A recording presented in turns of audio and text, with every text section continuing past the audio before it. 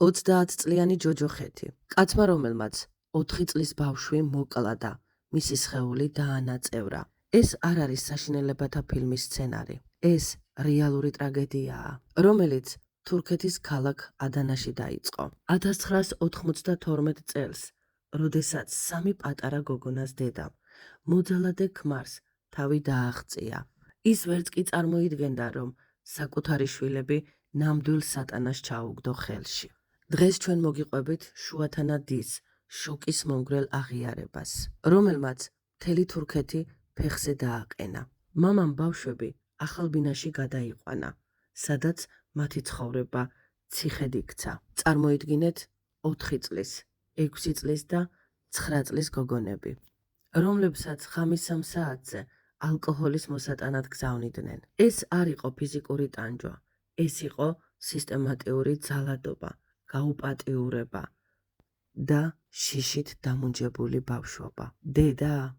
დედამ თავის ცხოვრებას მიხედა, გათხოვდა და შვილების დასახსნელად არაფერი გაუკეთებია.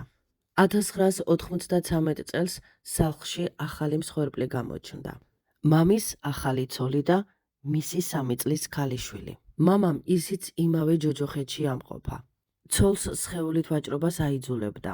პატარა ემინეს კი აწამებდა და აუპატიურებდა. გოგონები იხსენებენ, მამა ბავშვს მოგვიგდებდა. დაბანეთ, გამოუცვალეთ და ისევ მომიყვანეთო.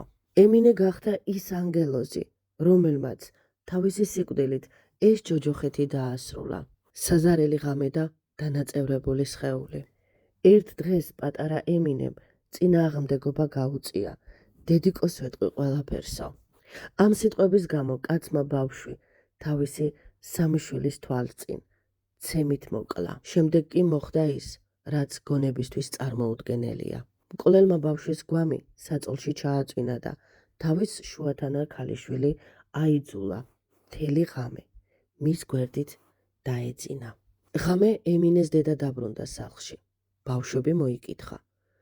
მამამ არ შემოუშვა ჩვენთან ოთახში. უთხრა, რომ ძლივს დავაძინე, არ გააღვიძო. ემინეს დედა თავის სახელოსნოში შეიყვანა. მუსიკა ჩართო ბოლო ხმაზე და გამეტებით სცემდა საწოდავ ქალს. დილით კი ადრე გაუშვა საშოვარზე. მამაჩემი შემოვიდა ოთახში. ემინეს სხეული საწოლიდან აიღო და სახელოსნოში გაიტანა. მე ვითომ მეძინა. ჩუმათავდექი და ვუყურებდი, მაინტერესებდა, რას აკეთებდა. ემინეს სხეული დაანაწევრა. ამ დროს მამამ მე დამინახა, რომ ეს ყველაფერი დავინახე. დამიძახა და მითხრა.